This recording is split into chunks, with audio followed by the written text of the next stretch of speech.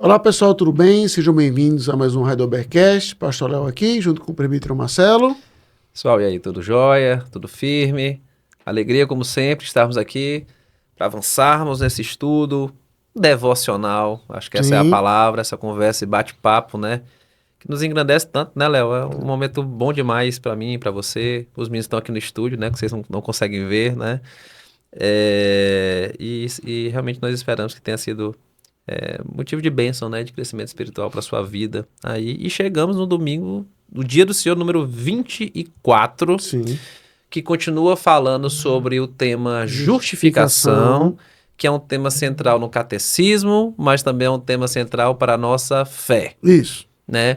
Entender esse tema, o catecismo até coloca assim, né? É o proveito daquilo que a gente disse crer lá em cima, né? No Credo dos Apóstolos, sobre o Pai, o Filho e o Espírito Santo, né? A justiça que temos da parte de Deus em Cristo e da herança, né? Como nós vimos no Dia do Senhor passado, né? Nele também, em Cristo. E agora nós vamos ver nesse domingo, no Dia do Senhor número 24 aqui, né, Léo? Um pouquinho sobre a relação entre fé e obras. Talvez Sim. uma outra perna daquela discussão sobre a justificação, né? É o desdobramento óbvio. Eu acredito nisso. E agora? E agora? E outro ponto que acredito na Exato. fé mais obras, né? Então vamos lá, vamos para as perguntas e respostas ali Então, no desse Dia do Senhor 24, a pergunta 62 é, Marcelo, mas por que as nossas boas obras não podem ser a nossa justiça diante de Deus, ou pelo menos parte dessa justiça? Porque a justiça que pode subsistir diante do juízo de Deus deve ser absolutamente perfeita e totalmente de acordo com a sua lei. Enquanto até mesmo as nossas melhores obras nesta vida são todas imperfeitas e contaminadas com o pecado. E na pergunta 63, é assim: se as nossas boas obras não merecem nada, por que Deus promete recompensá-las nesta vida e na futura? Aí a resposta, de forma bem direta, essa recompensa não é por mérito, mas é um dom de graça. E por fim, a última pergunta nesse domingo, pergunta assim: esse ensinamento não torna as pessoas descuidadas e ímpias? E a resposta também é categórica. Não. É impossível. Ponto. É impossível que os que são enxertados em Cristo pela verdadeira fé, atenção nesse termo, nós vamos bater sobre isso, né? É impossível que elas não produzam fruto de gratidão. Passar, antes de a gente começar debatendo, deixa eu só fazer uma nota de apreciação.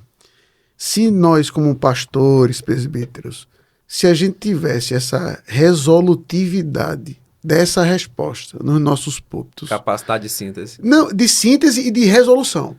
É impossível, ou seja, o cara assim, não abrir... Mas veja bem, acho que o horizonte da fé no mundo ia ser diferente demais. Mas isso é interessante. Eu acho que essa é uma nota fundamental, né? A gente usa palavras fortes demais, às vezes, Para coisas bestas. para coisas bestas. Eu adoro chocolate. E usa palavras fracas demais Para coisas sérias. para coisas sérias, né? Aí é uma coisa que a gente aprende aqui categoricamente no catecismo, né? Use palavras firmes Sim. para pontos fundamentais, tá? Ah, mas existe uma verdadeira fé que não se manifesta na obra? Não. É impossível, ponto. Então é isso que tem que estar gravado na gente, né? É isso que tem que estar gravado no nosso coração. É possível pensar numa fé e que eu não esteja produzindo nada? Categoricamente não, né? Então, primeira lição de hoje, né? Aprendamos a dar o peso às palavras que elas devem ter no seu determinado contexto. Fique com isso já, né? Aqui de prelúdio ali, né? Nessa análise aqui do Dia do Senhor, do número 24, tá? Léo, é uma questão incrível, né? É demais. Aqui é a questão de falar de obras, sua relação com fé. Como é que você vê isso na Escritura? Porque a Escritura também traz isso de uma maneira clara. Sim. Por exemplo, Paulo, ele... Vou usar aqui um neologismo, tá? Diatribicamente. Argumentando com ele mesmo, né? Depois que ele tá em Romanos, toda aquela argumentação da justificação pela fé, ele bate um pouquinho sobre isso, né? A questão de como é que nós vamos viver agora, né? Na verdade, de qualquer jeito. Como é que eu vou ver desleixado, que é mais ou menos o que ele coloca aqui, né?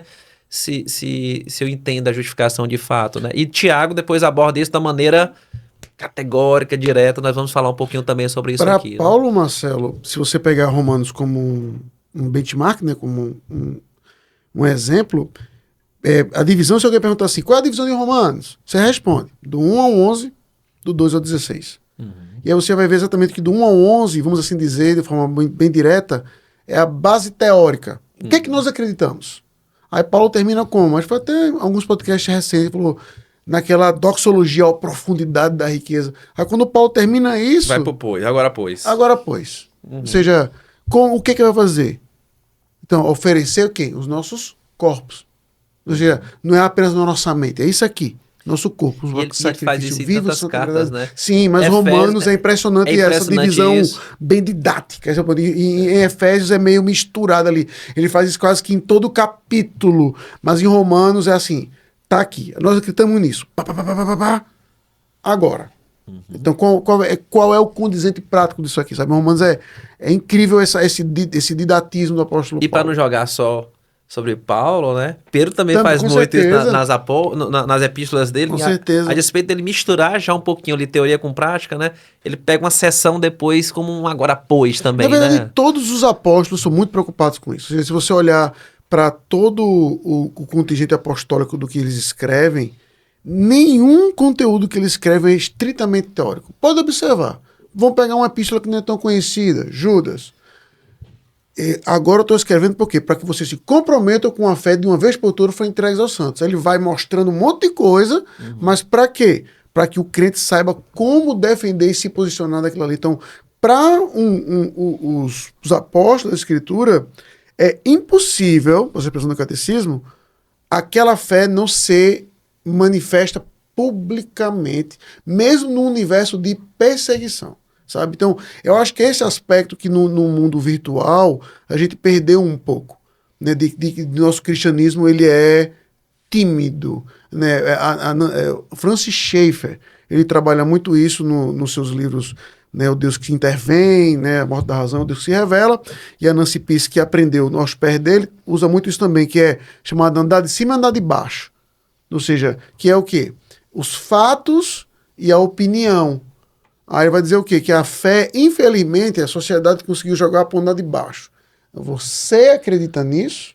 Eu acredito nisso. Deixou de ser matéria de fato, coisa a ser discutida, é fórum privado. Então a ideia de que se é privado, por que eu vou estar mostrando isso para as outras pessoas? Enquanto para a Bíblia eu acredito em algo, acredito. Isso se mostra naturalmente, tem que se mostrar. E aí agrava-se, dizendo assim, ajuda-nos o fato que o que a gente acredita é a verdade que liberta de um Deus que é lindo e que vale a pena ser mostrado, sabe? Perfeito.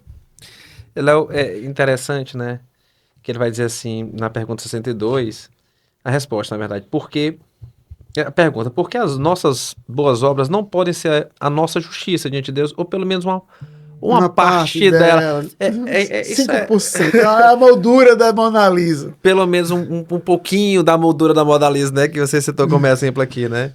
E aí a resposta é muito, muito sóbria. Ele vai dizer, porque a justiça que pode subsistir diante do juízo de Deus deve ser absolutamente perfeita e totalmente de acordo com a sua lei. É interessante, porque muito desse autoquestionamento que um momento da vida todo mundo tem, né? Mas, rapaz, nada mesmo, assim, das minhas obras pode contribuir para essa relação. Nada me recomenda, porque as nossas relações pessoais são muito baseadas nisso, né? Naquilo que eu entrego, naquilo que eu recebo, né? É muito meritório. Você vê uma cultura como a cultura americana é absolutamente meritocrática, né? A gente até considera o mundo corporativo como altamente meritocrático, né? E ele é super consolidado no nosso meio, né? Mas a razão de fé, a razão da graça, ela contrapõe a tudo isso. Mas é interessante que o catecismo já traz um pouco da resposta disso, né? Sim. A questão é com que você se compara. Exato. Qual é o parâmetro que você se compara, né? Aí ele vai trazer aqui, como é que a gente pode subsistir diante da perfeição do próprio Deus e de uma lei perfeita que reflete a perfeição do próprio Deus, né? E aí, Léo, uma coisa interessante que me impactou muito foi quando a gente começou a ver algum tempo atrás, você estava na segunda igreja ainda, lá presbiteriana, né? Você volta a 15 anos. E aí, volte 15 anos nisso aí, mas eu sou jovem. Mas eu lembro bem do primeiro estudo lá do Catecismo Maior de Westminster, né? Sim. Aí eu até peguei aqui para ler para os irmãos, que diz assim, né? Por exemplo, um exemplo lá da pergunta. Quais são os deveres exigidos no sexto mandamento? Não sei se você abordou isso outras vezes, mas ele diz assim, ó. Os deveres exigidos no sexto mandamento, que é o não matarás, Sim. né? São todo empenho cuidadoso e todos os esforços legítimos para a preservação da nossa vida dos outros, resistindo a todos os pensamentos e propósitos, subjugando todas as paixões, evitando todas as ocasiões, tentações e práticas que tendem a tirar injustamente a vida de alguém por meio de justa defesa dela contra a violência, por paciência e suportar a mão de Deus, sossego mental, alegria de espírito e uso sóbrio da comida, bebida, remédio, sono, trabalho e recreios, por pensamentos caridosos, amor, compaixão, mansidão, que é a preservação da vida, benignidade, bondade, comportamento e palavras pacíficos, brandos e corteses, a longanimidade e prontidão para se reconciliar, suportando pacientemente e perdoando as injúrias, dando bem por mal, confortando e socorrendo os aflitos e protegendo e defendendo o inocente. Aí, deixa eu interromper. Aí você parou na metade da pergunta assim, rapaz, então não sou crente, não.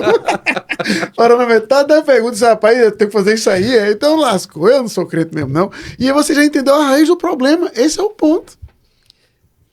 Você quebra o sexto mandamento quantas vezes por dia? O sexto. Mas por dia? Você tá sendo bondoso, né? bota por hora. E quebrando o sexto, você tá quebrando o primeiro, né? Ou seja, quem pode subsistir a isso? Mas é a pergunta do catecismo. Tu ainda foi bondoso, porque tu pegou o sexto.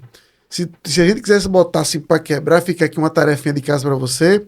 Leia o do primeiro, como quebramos o primeiro mandamento, que é não traz Deus diante de mim. Marcelo, Que é a raiz de todos ansiedade, desespero, tá tudo lá. Ou seja, para um homem moderno que tá ansioso o tempo todo, ele tá quebrando todo minuto, todo segundo. A cabeça do cara tá quebrando isso. Então, esse é o ponto. A gente quer mostrar, né? Eu vou dar um exemplo que eu estava até dando ontem num aconselhamento pastoral. Quando a gente quer se mostrar como a gente é bom em algo, a gente diminui os parâmetros. Então, pega um exemplo bem clichê. Se eu quero me vangloriar do meu carro, por exemplo, eu tenho certeza que eu não vou botar como marco Cristiano Ronaldo. Uhum. Não vou, não. Eu vou pegar quem? Entendeu? Eu vou pegar o cara que tem um Fiat 147 batido. Eu vou dizer, meu carro é melhor do que o dele, ó. Uhum. Entendeu? Agora, aí perceba como o nosso coração é ruim. Aí, mas pastor, mas você quer comparar também logo com quem? Logo com quem? Com Cristiano Ronaldo, o homem tem não sei quantos bilhões, sei lá quanto ele tem de dinheiro, milhões de dólares. Esse é o ponto. Para Deus, sendo ele perfeito, ele não vai tolerar nada que não seja perfeição diante dele. Não é perfeito, não tá bom. E mais uma vez, a gente fala para pessoas que são já mais ali íntimas com a palavra, mas também é importante falar para aquelas que estão conhecendo agora o evangelho, né, Léo? A essência é exatamente essa. Sim. Por que o core do evangelho é salvação pela graça? Porque não dá para ser por obras. Por quê? Eu dei um detalhamento aqui do que exige o sexto mandamento, né? Você trouxe aqui um braço da análise, que é o seguinte: o problema é com quem nós nos comparamos. Isso. E comparar com Deus não dá.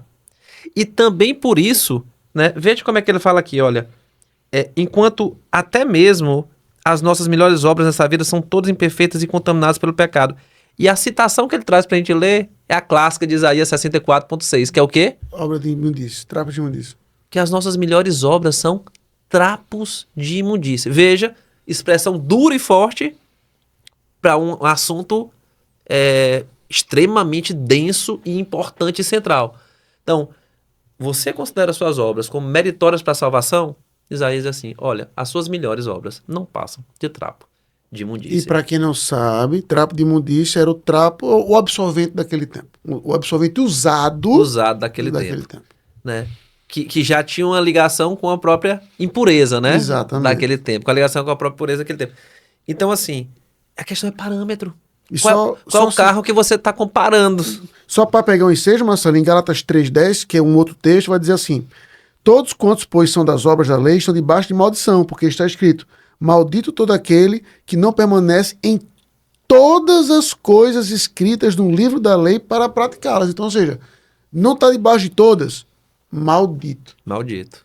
Entendo. Enveredar por esse caminho, a gente não pode nem desejar boa sorte. Porque seria uma coisa, na verdade... Porque você sabe o que vai acontecer, entendeu? Você já sabe o que, é que vai acontecer. Como é que eu vou desejar uma coisa, eu vou estar sendo mentiroso com você? Tá, eu não posso desejar uma coisa que não vai acontecer com você, né? Por isso mesmo, veja, é o core, é o coração do evangelho. Por isso mesmo, o próprio Deus se encarnou em seu Filho para cumprir perfeitamente essa lei, sem ter uma mancha sequer, e cumprindo toda a lei, por fé, como nós vimos, recebemos, né, através do dom da fé, recebemos essa graça de ter o Filho sendo perfeito. Uma obra dele é perfeita. Toda a obra dele é completamente perfeita. Não há dolo. Nem nos pensamentos. É essa parte que a gente não para ficar maravilhado. Ou seja, que Jesus não pecou nem em pensamento. A expressão da Escritura é: não havia nele dolo. É impressionante. Não há pecado, né? As suas vestes são brancas. A mancha que tem na sua veste, vamos ver lá em Apocalipse, é de sangue, né? Então, isso é incrível. Isso é incrível. Mas, às vezes a gente fala assim do não papel nas obras para a salvação, mas ao mesmo tempo a gente tem que trazer a segunda ponta, né, do que esse dia do Senhor traz pra gente. E qual o papel das obras então, Léo? Ele também deixa isso muito claro, né? Sim. Elas são pouco importantes, são tangentes. Qual o papel da obra então na vida do crente? Permita-me ler a segunda parte do texto que a gente leu no podcast passado, Efésios capítulo 2, eu leio o versículo 8, né, que a graça é um dom de Deus, mas permita-me ler os versículos 9 e 10. Feitos para as boas obras, Pronto. para que andássemos nelas. E esse é um aspecto que eu queria destacar. Porque pela graça sois salvos, mediante a fé, não vem do dom de Deus, não de obras, para quê? Para que ninguém se glorie. Pois somos feitura dele, criados em Cristo Jesus para boas obras, as quais Deus de antemão preparou para que andássemos nela. Então veja, vou de forma muito direta. Qual o papel das boas obras na vida de um crente? Você foi criado para cumprir isso. Ou seja, o que um crente tem que entender. Você foi criado para elas. Você foi criado para isso. Ou seja, um livro que eu estou trabalhando com os adolescentes da igreja, ele mostra exatamente como no mundo de hoje, o ponto é, você cria o seu propósito de vida. Eu quero isso. Enquanto para um cristão é quase com uma aventura. Eu sei, o meu propósito de vida, eu fui criado para desenvolver as boas obras para Deus. Como eu vou desenvolver? Então, ele vai ter um incômodo santo, vamos assim dizer, para que essas virtudes que vêm do Espírito, ou seja, esse é o grande ponto, que em última análise, quando a gente olha para as virtudes das boas obras da Bíblia, a gente sempre quer trabalhar o aspecto de, mas eu não tenho isso, mas eu não tenho aquilo. Enquanto o fruto do Espírito, por exemplo, amor, paz, alegria, é do Espírito, não é seu. Então, o que um crente deve entender, né, como a gente estava até comentando aqui em off, trazendo agora para o ON, é que os discípulos entenderam, por exemplo, em Lucas 17, quando Jesus pega uma boa obra muito específica. Se teu irmão te pedir perdão 7 vezes por dia, você tem que perdoar. Aí os discípulos escutam aquilo e não pedem por paciência. Eles não pedem, eles nem pedem para que o cara peque menos. Eles dizem o quê? Senhor, aumenta a nossa fé. Aumenta a nossa fé. Aumenta a nossa fé. Então, a gente tem que vincular, esse é um entendimento que aí se eu fosse fazer uma autocrítica a muitas igrejas, é que a gente tenta vincular as boas obras estritamente como um aspecto de alegria. Não. Na fé que nós temos em Cristo Jesus, não é simplesmente a gente pode fazer aquilo, porque ele nos alimenta, nós temos essa Trindade Santíssima que trabalha e trabalhou por nós. Então a gente pode ter as características de Cristo na nossa sociedade hoje. Então as nossas boas obras é para que o mundo reconheça que existe um só Cristo, que ele vive, e nas obras do Marcelo, nas obras do Leonardo, eles possam dizer assim, eu sei como Cristo é, em certo grau. Por quê? Porque eu vejo isso aqui, aqui e nisso. Se a gente olhar por esse aspecto, é muita responsabilidade. É. Mas o mesmo pé que vai dizer assim, Senhor, aumenta a minha fé. Léo, sabe quanto mais eu leio a Bíblia, sabe qual é a conclusão mais recorrente que me chega? É que realmente nós não prestamos. Ah, então tá lendo certo. Tu tá lendo muito bem a sua Bíblia. Parabéns. Sabe por quê? Porque a gente comentou no podcast passado do grande risco que nós temos, né? De não nos conformarmos e não ajudar para a salvação, né? Como a gente luta por essa questão das boas obras, do mérito, né? E a dificuldade de aceitar a salvação pela graça, né? Né? Mas existe o outro lado também. Aquele outro lado que aceita a salvação pela graça, que é mediante a fé, né? Entendeu isso de tal maneira que se deixa desleixado, né? Isso. Eu já fui salvo mesmo. Isso, já sou salvo mesmo, o mérito é todo de Cristo, né? Essa questão de obra, se vier bem, se não vier, amém também, né? E é interessante que talvez o texto que mais os romanistas, por exemplo, né? Eles atacam a questão da sola fide, da salvação pela fé, é o texto de Tiago. Em que ele escreve exatamente sobre a perspectiva disso, né? De você perder a mão de olhar uma fé inoperante, intelectual, uma fé inoperante, uma fé sem frutos. Então, na visão da árvore, já quem está falando de frutos, né? É como a raiz está ali, né? Fincada em Cristo, né? A fé vai trazendo ali a seiva de Cristo para produzir o fruto, né? Obrigatoriamente, e Cristo traz muito essa imagem, né? Eu fui lá e procurei fruto, cadê o fruto? Não tinha, né? Eu vou cortar. Isso. Né? Ele traz essa imagem lá fruto que a gente conhece. Na parábola da figueira estéril, né? Ele vai trazer isso, né? É pelos frutos que eu vou conhecer você, né? Aparta-te de mim. E Tiago traz muito dessa perspectiva. Com certeza. Talvez no capítulo um dos mais polêmicos para nós, né? Reformados ali, que é Tiago capítulo 2, né? Que não é um texto aparentemente fácil, mas quando você entende por que ele escreveu isso, ele vai trazer muito da posição da obra, né, como fruto da fé. E ele traz, interessantemente, numa figura, né, Léo, de Abraão, que Sim. Paulo já tinha trazido sobre outra perspectiva. Né? Ele vai trazer isso aqui, ó. E só destacando, viu, meus irmãos, que tudo que o Pedro está falando é para que você veja por essa ótica, não é um ou outro tá certo. É exatamente como a fé e obras vão estar andando. Não é que vão. Tem que andar. Tem que andar junto. Não que uma seja a base para a salvação, que é obras, né? Mas é aquela história, né? A fé sozinha salva? Sim. Né? Mas nunca sem obras. Em que sentido nunca sem obras, né? A fé que salva nunca está sozinha.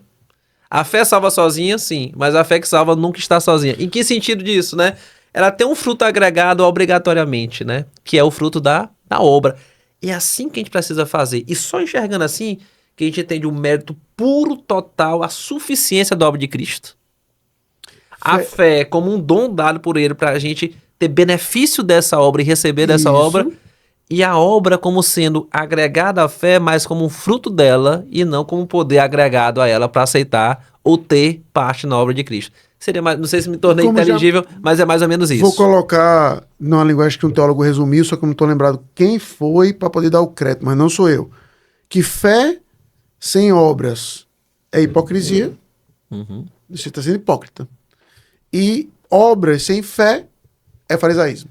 Entendeu? Ou seja, então, você olha, não tem como. Não é que um é melhor. Qual que é melhor? Fé sem obras ou obras sem fé? Nenhum dos dois. A resposta mágica número 3. Nenhum dos dois. E tanto antinomimismo como o legalismo, né? A gente até já discutiu, né, lá na base do ciclo FX, lá, né? Somente Cristo. Tem a mesma raiz, né? Mas deixa eu puxar aqui que a gente já tá no finalzinho, né? Essa questão que parece polêmica, mas o irmão que é mais experimentado, tá assistindo um podcast ali, né? Certamente ele tá com esse texto na cabeça, né? Que ele vai dizer assim, Tiago 2,21, não foi por obras que Abraão, nosso pai, foi justificado quando ofereceu sobre o altar o próprio filho Isaque? Vês como a fé operava juntamente com as suas obras, né? Com efeito, foi pelas obras que a fé se consumou, diz Tiago aqui. E se cumpriu a escritura a qual diz, ora, Abraão creu em Deus, e se cumpriu a escritura o qual diz, ora, Abraão creu em Deus, e isso lhe foi imputado para a justiça.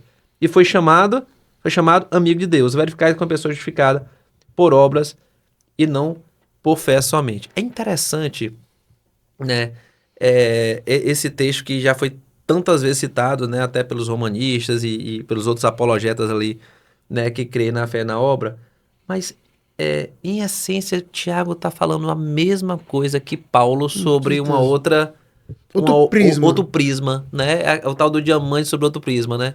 Veja, o que é que Tiago está falando aqui, né?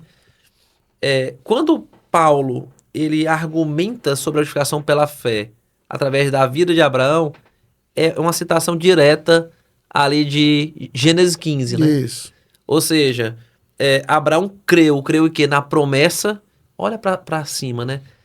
Olha para as estrelas do céu. A tua descendência vai ser desse tamanho. Com a mulher estéril do lado, ele creu, né? Ele creu na promessa de Deus ali, na descendência, né? Ou seja, que aquele descendente que foi prometido lá atrás, né? O nosso Salvador, através da raiz ali abraâmica, da família, né?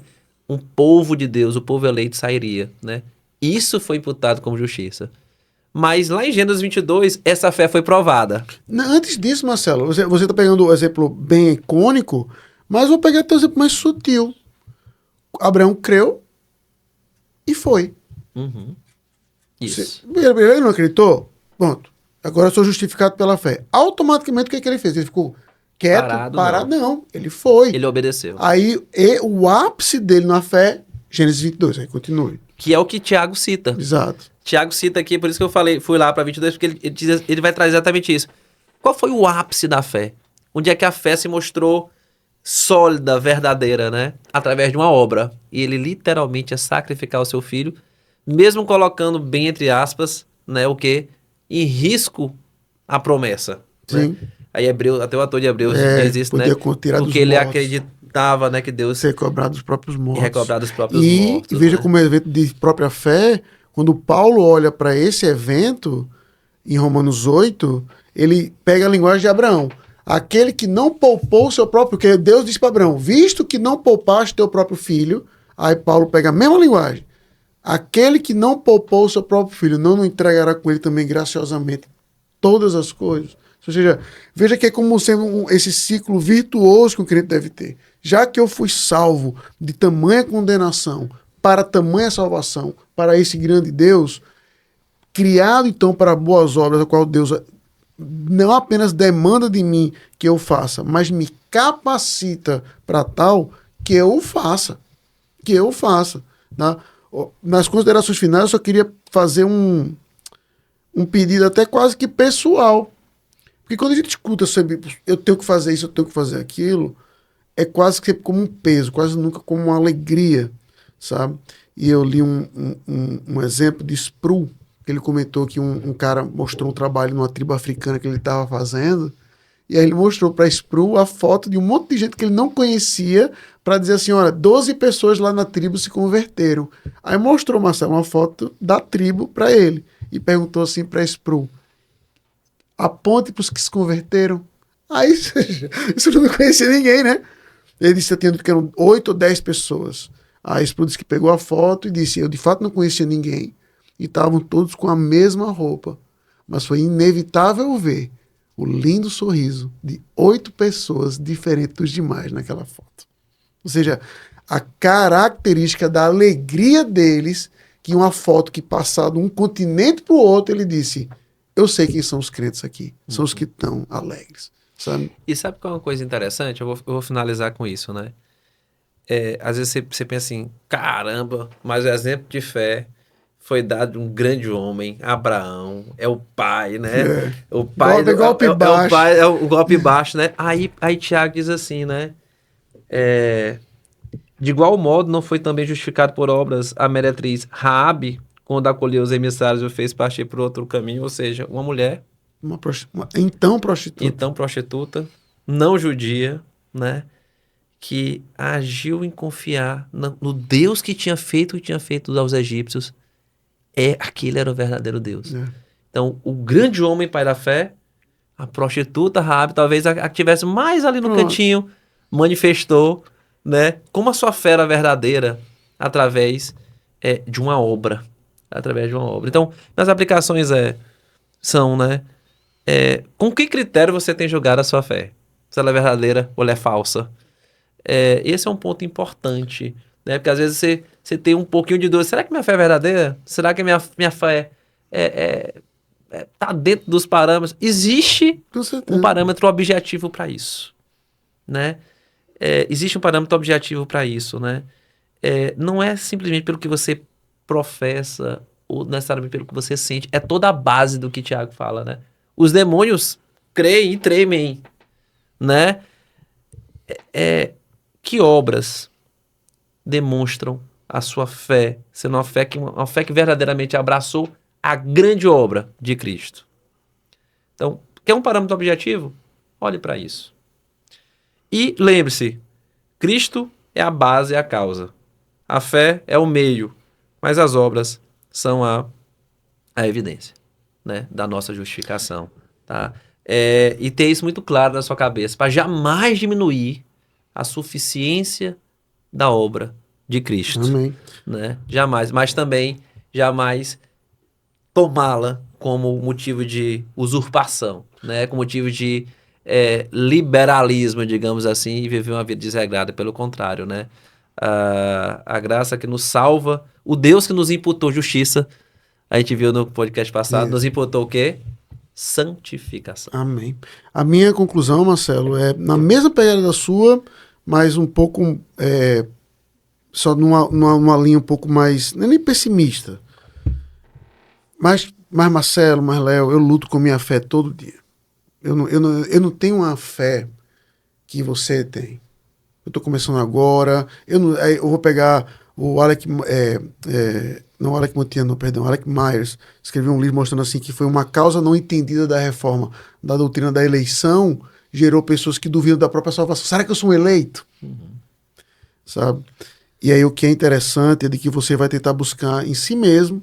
Será que eu sou eleito? Eu fiz isso, eu li a Bíblia, eu orei hoje. Você veja como é uma armadilha mortal. Você começa a confiar, para você questionar se é um eleito ou não, você começa a olhar para suas próprias obras. Então, o que eu urjo você é de que na sua luta contra a sua fé, que vai ser constante, viu? Eu vou dar uma má notícia e uma boa. A má notícia, você vai lutar com ela até o dia que Deus lhe chamar para casa.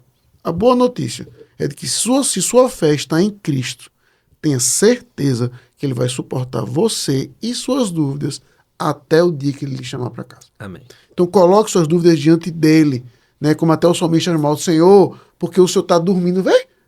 Né? Ou seja, aí a pessoa vai dizer, pastor, eu não tenho esse grau de intimidade. Não é nem um grau de intimidade dizer assim, Senhor, eu estou lutando comigo mesmo, mas eu sei onde é que eu posso encontrar a resposta. Então, que a sua fé, mesmo que pequenininha, lutando contra você descanse na base, no objeto dela, que é Cristo Jesus, o Senhor, que vive e reina para todo sempre. Tá bom? Amém. Então, irmãos, que Deus os abençoe, tá? Espero que você tenha gostado. Mais uma vez, queremos pedir para que você curta, compartilhe esse episódio e vamos começar a entrar agora em aspectos práticos de santificação no próximo podcast, né? Então, não perca e até lá, se Deus quiser. Pessoal, até a próxima. Foi um prazer estar aqui com vocês. Tchau, tchau.